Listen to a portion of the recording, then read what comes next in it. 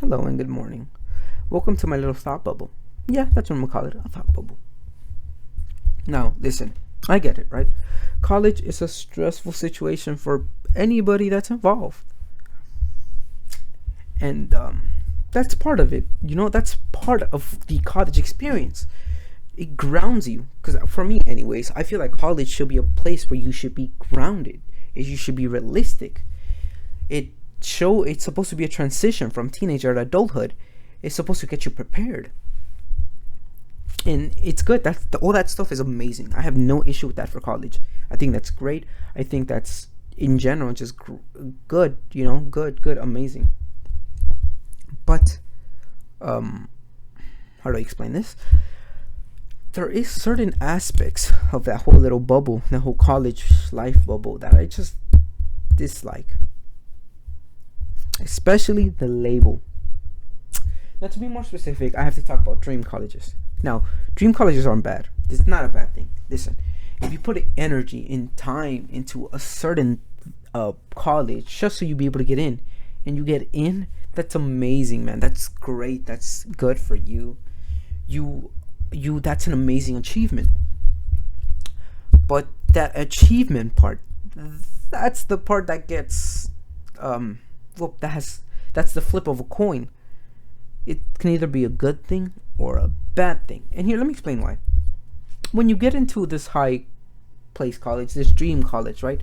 Well, most dream colleges aren't your regular community college down the street or the state college. It's a highly difficult to get in college. A college that takes a lot of energy. A college that has amazing programs. A college that has a ton of funding. And again, a college that is extremely difficult to get in. These will be colleges like Harvard, Yale, Stanford, UCLA, SMU, NYU. All these places are difficult to get in. Though that's a dream college. And back to the achievement part. If you get into these highly accepted colleges, that you instantly gain a label. A label meaning that you are an intelligent person. You are a sophisticated person. You are extremely achievable. Which, yeah, to some form it might be true, right? In some form it is true. I mean, you got into that college and it's extremely impressive. But that is in general, it's an achievement. In general, that isn't bad. The bad part is the ego. Now, if you literally look anywhere online, you will understand that people get an ego from certain colleges. And I know most people don't, but there's still a good amount of people that do, that flex with the college that they go to. And I think that is extremely bad because, again, college is supposed to build character for you. It's supposed to help you grow. But by people that do that, it doesn't. It doesn't make you grow. It probably reverses you, or what's it called when you not devolve?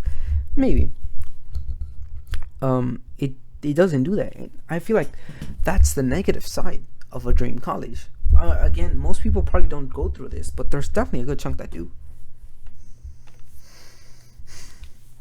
And listen, that's not an issue in general, right? That's probably not a bad thing, but you still have to think about it. You gotta just make sure to stay grounded, because again, it's not a bad thing to be proud of your achievement, but you must stay grounded. You must you must stay humble, as they call it, right? You gotta do that stuff, because again, how are you gonna transition without being grounded? And that's the whole point of this video, about people staying grounded.